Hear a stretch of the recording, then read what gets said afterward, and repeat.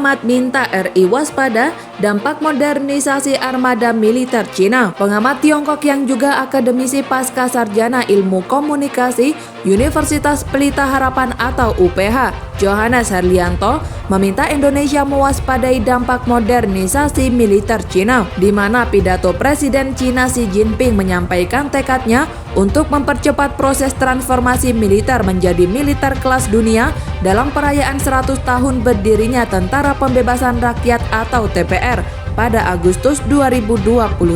Negara-negara Asia Tenggara termasuk Indonesia perlu mewaspadai peningkatan kekuatan militer Republik Rakyat Cina atau RRC dalam 5 tahun ke depan. Pasalnya Presiden Xi Jinping yang baru saja terpilih kembali sebagai Sekretaris Jenderal Partai Komunis Cina atau PKC untuk periode 2022 hingga 2027 dinilai memiliki ambisi untuk menjadikan militer Cina sebagai militer kelas dunia lebih cepat daripada target semula, kata Johannes Herlianto kepada wartawan pada Jumat 25 November 2022. Ketua Forum Sinologi Indonesia atau VSI itu menyatakan, awalnya Xi menyatakan proses modernisasi angkatan bersenjata Cina akan berpuncak pada tahun 2035, namun dipercepat targetnya menjadi tahun 2027.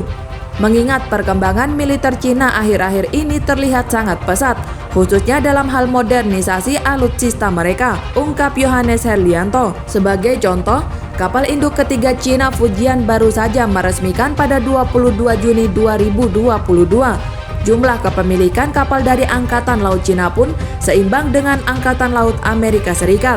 Sebuah studi yang dipublikasikan pada September lalu oleh sebuah lembaga riset yang ada di Washington DC memperkirakan pada akhir dasawarsa 2020-an, kekuatan Angkatan Laut Cina akan bertambah sebanyak 40%. Ini belum termasuk kekuatan-kekuatan lainnya, kata Johannes Herlianto. Proyeksi peningkatan kekuatan militer Cina di atas dikhawatirkan akan membawa dampak bagi negara-negara di Asia Tenggara, termasuk di Indonesia. Pasalnya dalam pidato di atas, Xi Jinping juga menggarisbawahi komitmennya untuk meningkatkan kemampuan demi mempertahankan kedaulatan, keamanan, dan kepentingan pembangunan Cina. Apalagi beberapa waktu terakhir, Cina terus melakukan berbagai manuver militer di Laut Cina Selatan.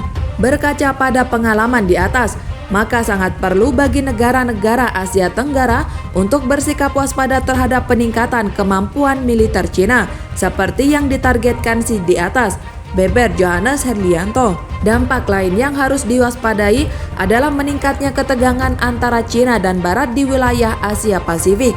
Hal itu seiring dengan meningkatnya kekuatan militer Cina di atas.